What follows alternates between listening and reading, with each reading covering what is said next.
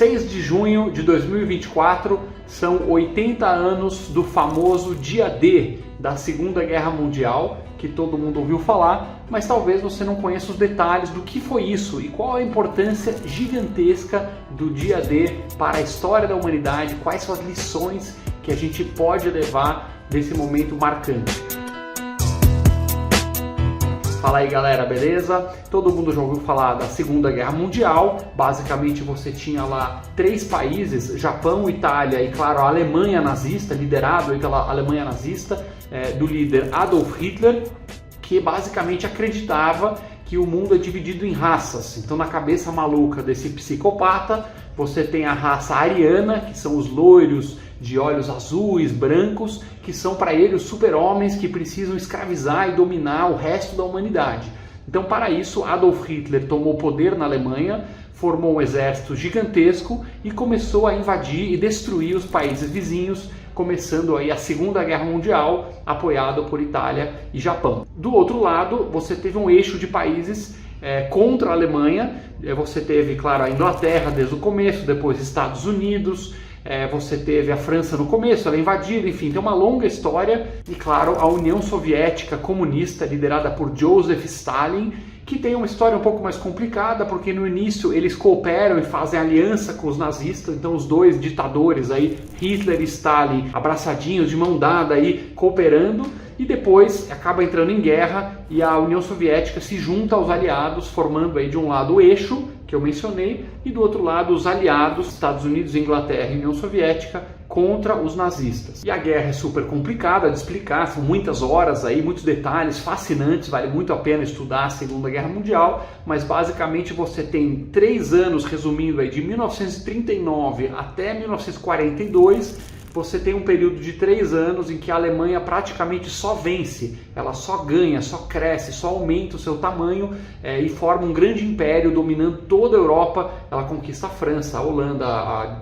Dinamarca, a Noruega, a Itália faz parte, a Áustria, enfim, o sul da Europa, a Europa Oriental, toda a Europa fica no comando nazista.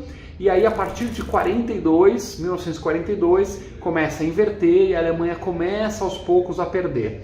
E no ano de 1944, no dia 6 de junho, acontece esse famoso dia D. Por quê? Porque você tem de um lado a Alemanha lutando com a Rússia, você vê no mapa lá, você vê os nazistas e a Rússia em combates, e do outro lado você tinha bombardeios de aliados, etc. Mas os aliados, Inglaterra e Estados Unidos, não estavam na Europa, não tinham invadido a Europa, não tinham desembarcado na Europa com suas tropas para libertar a Europa do domínio nazista. E no dia D, claro, é o dia em que os aliados desembarcam. Então eles escolhem aí 4 praias da França e numa operação super secreta, que é muito difícil, complicado fazer esse tipo de operação, eles desembarcam e conseguem conquistar essas praias e a partir das praias ir crescendo aí aos pouquinhos, e ainda demora bastante a guerra, faz praticamente 1 ano depois do dia D, mas depois desse dia os aliados só avançam por um lado, os comunistas pelo outro lado, e eles acabam se encontrando aí na Alemanha e destroem o regime nazista. Então o que aconteceria se não tivesse o dia D, ou se o dia D tivesse fracassado, ou se os americanos e os ingleses lá chegassem no dia D e não conseguissem conquistar as praias? Bom, história alternativa, ninguém dá para saber, claro, é um chute, um grande chute, mas a Alemanha ia provavelmente continuar no controle da Europa. Não sabemos o que ia acontecer com a guerra com a Rússia. Tem gente que fala que ela ia perder a si mesma, tem gente que fala que eventualmente a Alemanha podia até ganhar a guerra. Acho um pouco difícil a essa altura do campeonato, aí, em 44, a Alemanha vencer a guerra, já estava bem avançado nesse momento, mas o fato é que você ia ter uma situação muito diferente de hoje, porque se os nazistas ganhassem, você ia ter até hoje uma Europa nazista e um império nazista dominando o mundo, outras raças não teriam espaço, seriam escravizadas, e se os russos ganhassem, provavelmente você teria uma Europa comunista, que não é muito melhor do que uma Europa nazista. Essa é uma opinião meio polêmica, mas se você pegasse Hitler e Stalin, é tudo um pouco farinha do mesmo saco. São 2 psicopatas, 2 ditadores, 2 caras que mandam no paredão qualquer um que não concordar com eles, 2 pessoas que têm ideologias radicais, em que grupos inteiros têm que ser exterminados. Então, no caso dos nazistas, são raças que eles acham inferior, e no caso dos comunistas são classes sociais que eles acham que são inferiores ou que são maléficas. Então ambos são assassinos, genocidas, psicopatas. Então não seria nenhuma boa solução, seja uma Europa nazista ou uma Europa inteira comunista. O dia D, portanto, foi muito importante, e ele ensina a importância de que às vezes contra a agressão, contra os ditadores, você tem que usar a força. Tem uma galera que é a galera de abraçar a árvore. Eu sou contra todas as guerras, vamos nos desarmar e vamos colocar aqui, jogar flores no inimigo. Isso funciona com pessoas racionais, funciona entre duas democracias, você pode ter essa conversa, mas se você tem um ditador psicopata do outro lado, não tem, infelizmente, possibilidade.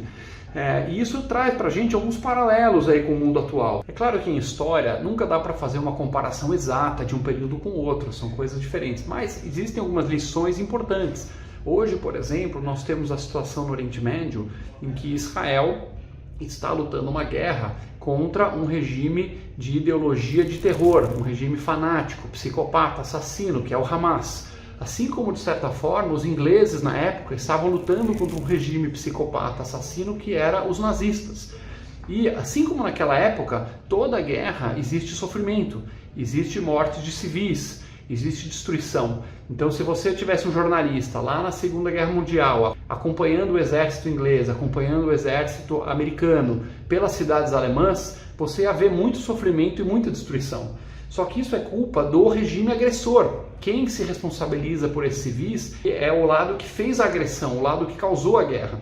O lado que se defendeu e está indo lá derrubar o regime psicopata, infelizmente ele está fazendo um negócio necessário. Não tinha como lá na Segunda Guerra Mundial os aliados jogarem flores em Berlim. E falar, Hitler, mude de ideia, fique bonzinho. E aí de repente Adolf Hitler muda de ideia e fala, nossa, eu não vou mais matar as pessoas, não vou mais fazer câmaras de gás com campo de concentração, vou ficar do bem. Não tem isso, infelizmente. Você tem que ir lá com o exército e derrubar e arrancar os caras à força do poder.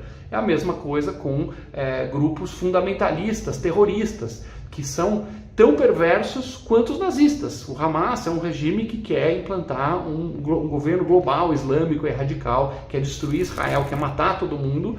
Então, infelizmente, é preciso combater essa agressão com força. Não tem até hoje outro caminho que seja comprovadamente capaz de fazer isso.